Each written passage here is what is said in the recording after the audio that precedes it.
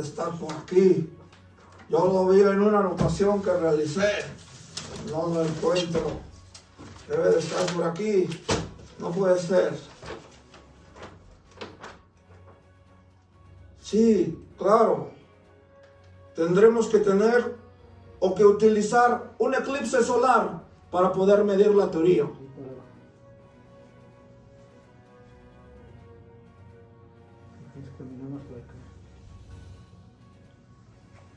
¿Qué es esto?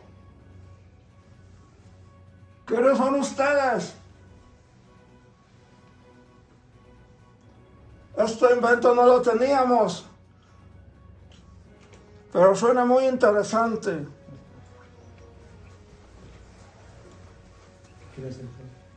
Soy Albert Einstein. Hola muchachos, ¿cómo están? Disculpen ustedes la tardanza. Bien. Bien. ¿Cómo les va? Bien, doctor. ¿Qué dice su vida? Perfecto. Excelente. ¿Ya dejaron el vicio? El Ahí único vamos. vicio es el estudiar. Estamos luchando. Eso, háganle resistencia, muchachos. Háganle resistencia. Muy bien, pues como ustedes saben, hoy se platicará la relación que existe entre la tercera ley de Newton y el artículo sexto constitucional, que abre dos dimensiones, la normativa y la fáctica. ¿Sí me conocían? ¿Sí conocían a Albert Einstein? Excelente. Sí. ¿Sí? Sí, claro. Una pregunta, ¿todavía sigue vivo Chabelo? Sí. Sí. Sigue vivo. Ah, bueno, es que yo cantaba la de Superman, bye bye con él. Mi lobo mató atómica, lo mató. No lo mató, no puede ser. Bueno, muy bien. Hoy me invitó Gonzalo Levy a dar clase con ustedes porque quiere que le ayude. Ya saben que Levy no puede enseñar bien estas cosas de la ciencia y estas situaciones exactas. Entonces me comentó que ustedes son sus alumnos de empresas y contribuciones. ¿Eso es cierto? Sí, así es. Sí. Muy bien. Bueno, pues, disculpen un poco el regadero que tengo en mi oficina, pero es porque estoy tratando de encontrar una teoría que va a reformular todo esto. Se verá el mundo de diferente forma.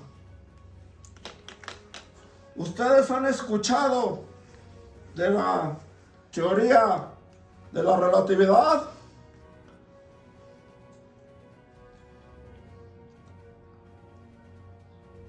No los escucho. Entonces no han escuchado. Sí, sí hemos escuchado. Muy bien. ¿Y de la tercera ley de Newton han escuchado? ¿También? Sí, también. Sí. ¿Qué me podrían platicar de la tercera ley de Newton? A ver, Fernanda, ¿qué nos podrías platicar? Hola. Pues lo que leí acerca de la tercera ley de Newton es que esta tercera ley se refiere a la acción y reacción que tienen los objetos o a las fuerzas cuando se contraponen. En estricto sentido, la ley dice que si un objeto ejerce una fuerza sobre otro, el objeto B a la par ejerce una fuerza simultánea entre él. Esto lo asemejamos a que toda acción siempre va a tener una reacción. Muy bien, Fernanda. ¿Y ustedes creen que esto tenga una relación en el derecho fiscal, sobre todo en el Código Fiscal de la Federación? ¿Ustedes creen que tenga alguna relación la física con el derecho, pero muy en específico con el derecho fiscal? Sí, porque está la duda, la incertidumbre de si el derecho en general es una ciencia. Y toda ciencia proviene de ahí, de la tercera ley de Newton. Bueno, pues vamos a revisar algo muy importante que está regulado en el artículo sexto del Código Fiscal de la Federación. Lo voy a pedir que ustedes me ayuden a buscarlo para no perder contacto visual.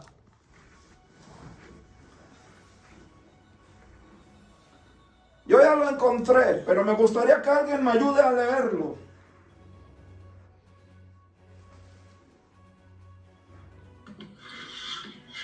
Artículo sexto. ¿Sí me escuchó? Sí, fuerte y claro.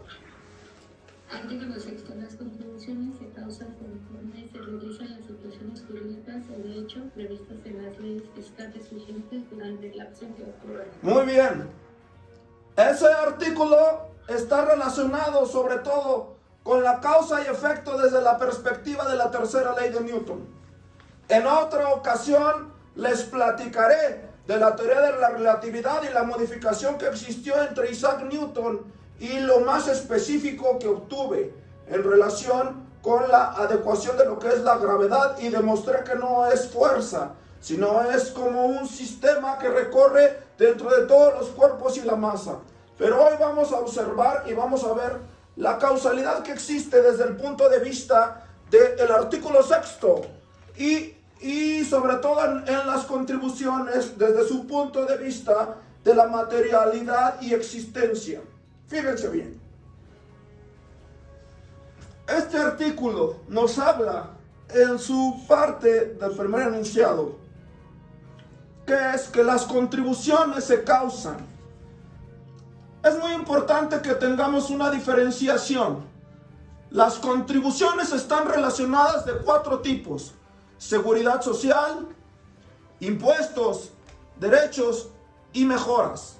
Lo que vamos ahorita nosotros a ejemplificar está relacionado con los impuestos, que es el impuesto sobre la renta.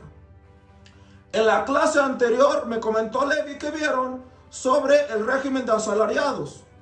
Entonces, fíjense bien, se adecuó esta situación de la causa y efecto desde el punto de vista de regularlo en la norma. Hay una situación muy específica en la regulación. La regulación está relacionada con aceptar y adecuar perfectamente el supuesto que quieren que sea grabado o que quieren que se contribuya. Como es en este caso el régimen de asalariados, todos los asalariados serán obligados en el momento en que tengan una causación. Por eso se mencionaba en el artículo sexto relacionado con las contribuciones sobre la causación. La causación está impuesta por el legislador. El legislador es el que obliga y sujeta al gobernado, al contribuyente. Parte de un principio muy específico desde el punto de vista del derecho fiscal.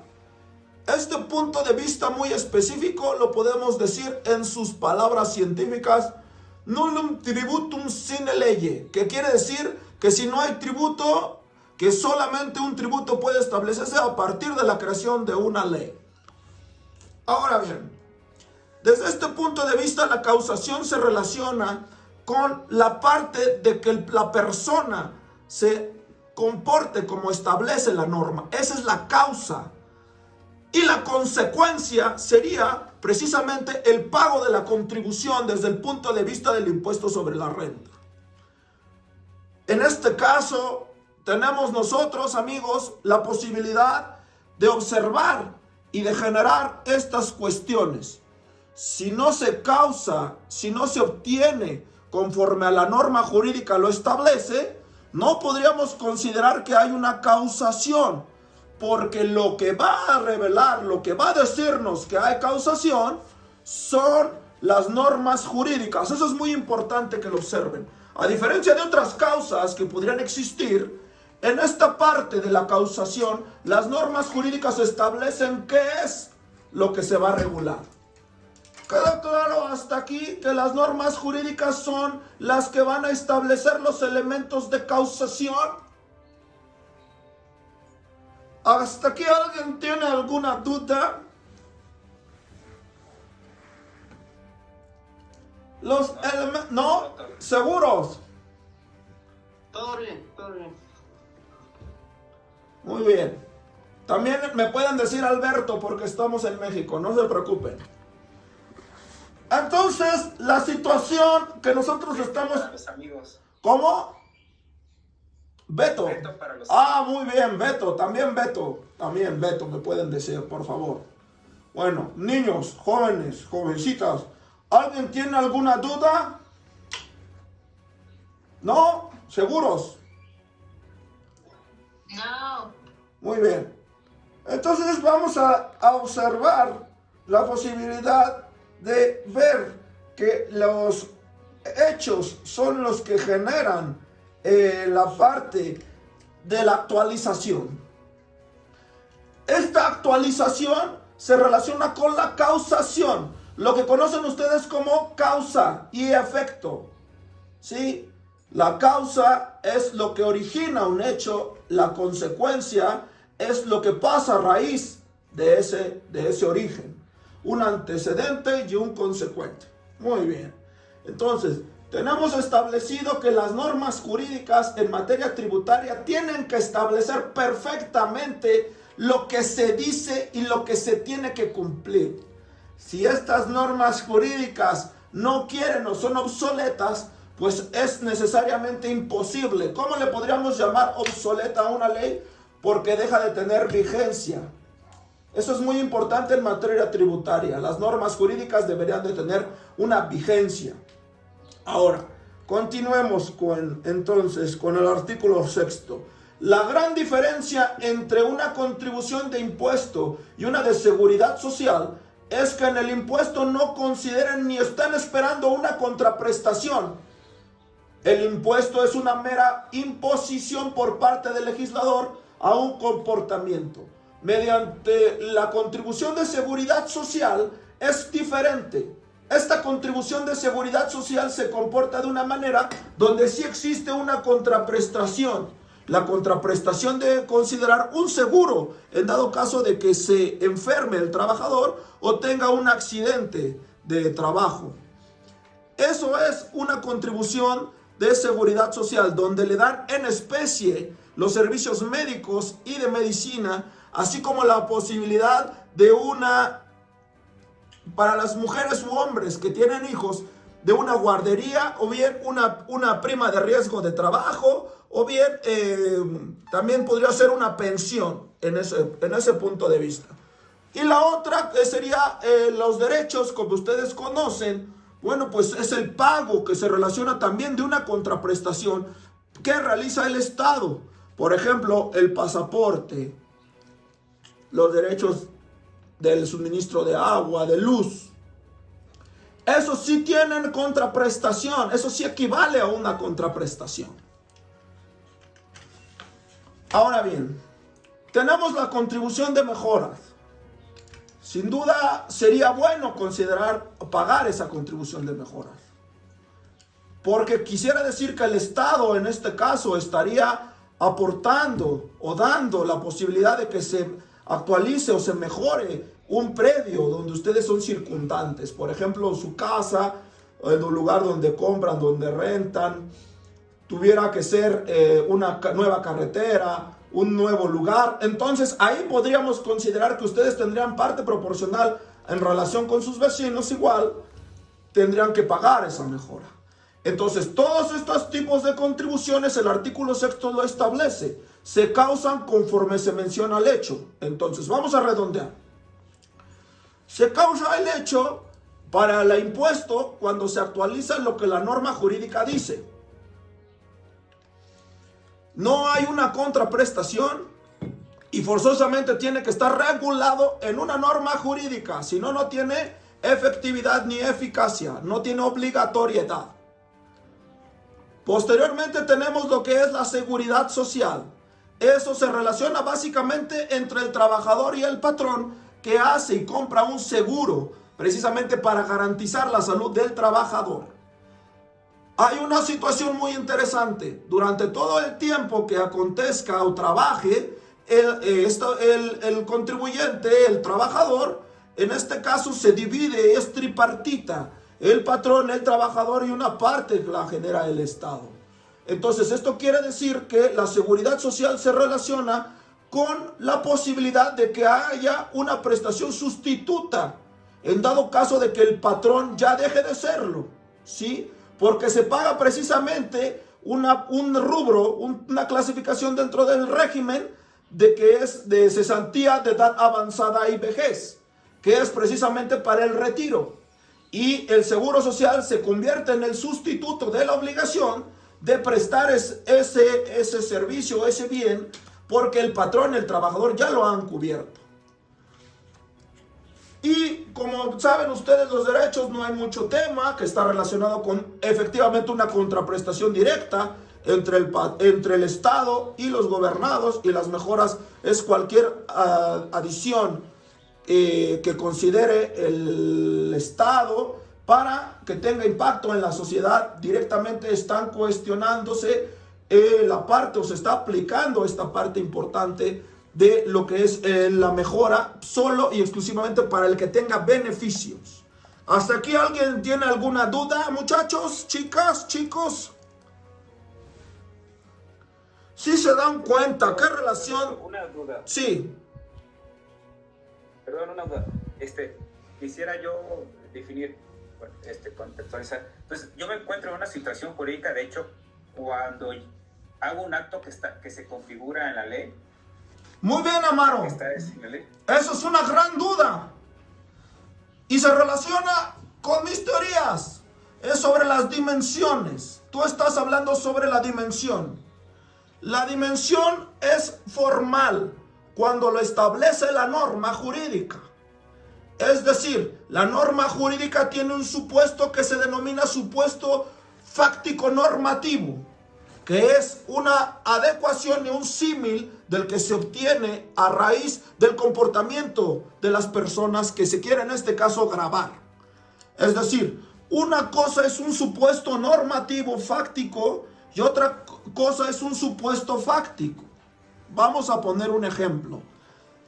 Si no estuviera grabado enajenar, es decir, vender, comprar bitcoins, entonces quiere decir que no tiene un supuesto fáctico normativo, porque no hay un símil de comportamiento. Y cuando yo me comporto de esa forma, quiere decir siempre y cuando esté grabada, es decir, mi comportamiento es un supuesto fáctico en la dimensión social o en la dimensión de la facticidad, y la otra es la dimensión de la validez, pues entonces tendríamos ahí la observación.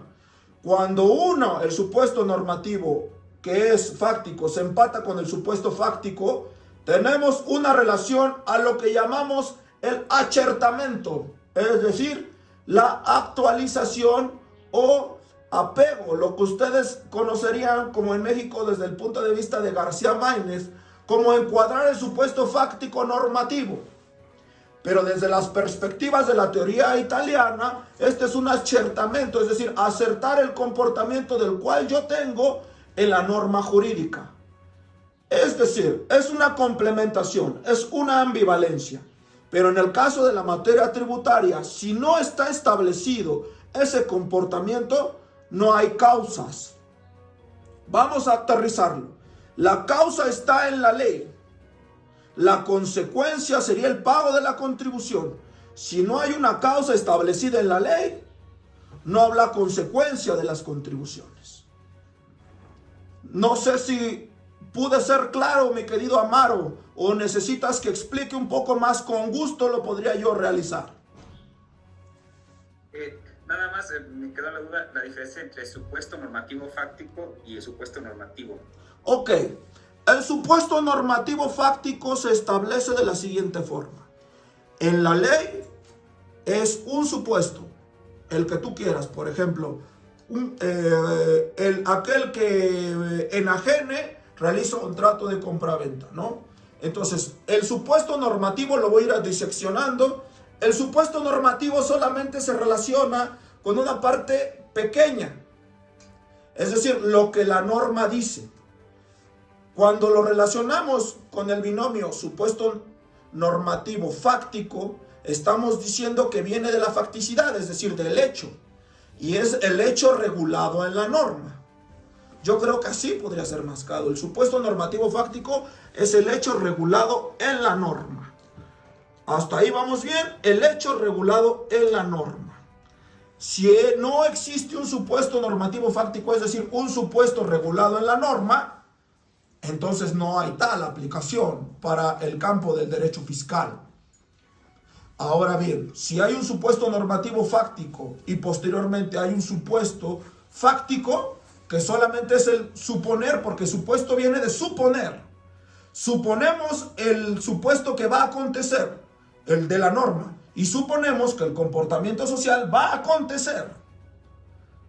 Y en el momento en que ambos se compactan o se juntan, entonces se vuelve la consecuencia, la causa y la consecuencia. Por eso hablábamos de la actualización. En conclusión, el supuesto es por la posibilidad de que suceda o no. Lo normativo se relaciona a la regulación que existe por parte del legislador, y lo fáctico es que toma de la realidad o de la facticidad un comportamiento para grabarlo en la misma norma jurídica. Y después, en el campo de lo social, en el campo de la facticidad, es decir, en el mundo de nosotros, donde no es normativo, si yo me comporto de esa forma, tendré una consecuencia. La consecuencia en este caso será el pago del impuesto de la contribución. No sé si quedó claro, mi querido Amaro. Sí, doctor, muchas gracias. ¿Alguien más tiene alguna duda?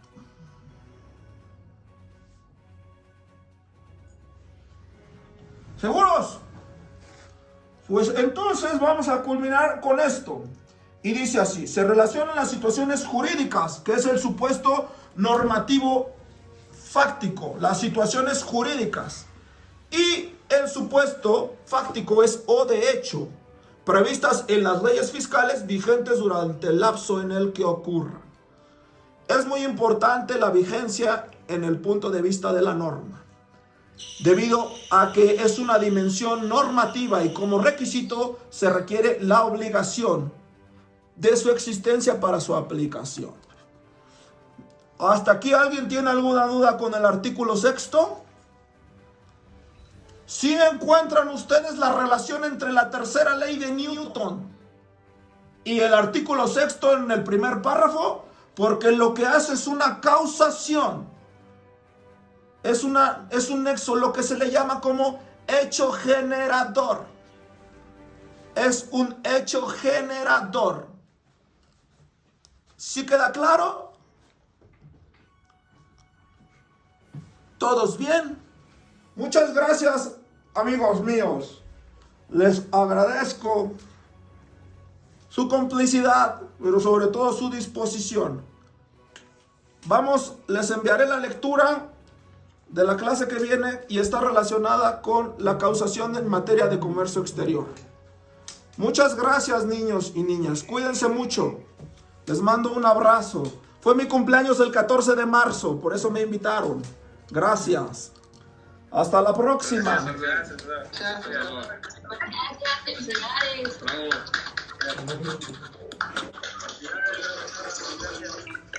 Cuídense. Hasta luego.